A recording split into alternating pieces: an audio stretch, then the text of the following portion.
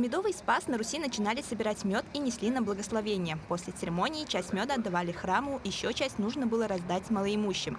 Пасечники не отказывали и детям, которые просили у них меда. Сегодня, несмотря на погодные условия, мы празднуем народно-церковный праздник Медовый Спас. Прошел сбор урожая нашего меда, который добывается в нашей Якутии, экологически чистый продукт. Мы сегодня его осветили и угощаем граждан и гостей столицы нашей продукцией.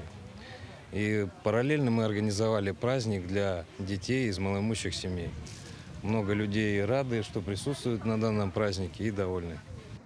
В давние времена было принято освещать свежий урожай меда в храмах. Эта традиция соблюдается и по сей день. Считается, что такой мед обладает большими целебными свойствами.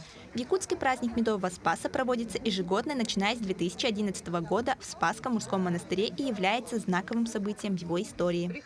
Дабы ознаменовать торжества августовских праздников, которые связаны с Спасским мужским монастырем, была учреждена по благословению архиепископа Якутского и Ленского Романа медовая ярмарка «Медовый Спас».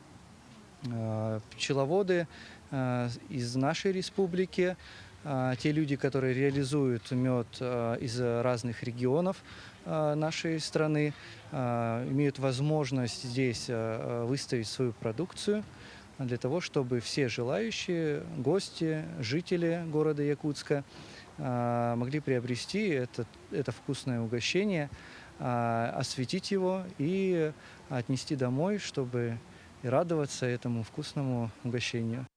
В день Медового Спаса пасечники освещают мед и угощают им нуждающихся и всех, кто поздравил их с праздником. С Медового Спаса начинается двухнедельный Успенский пост, приуроченный к одной из главных дат церковного календаря – Успению Пресвятой Богородицы. Наталья Николаева, Илья Сыромятников, Якутск.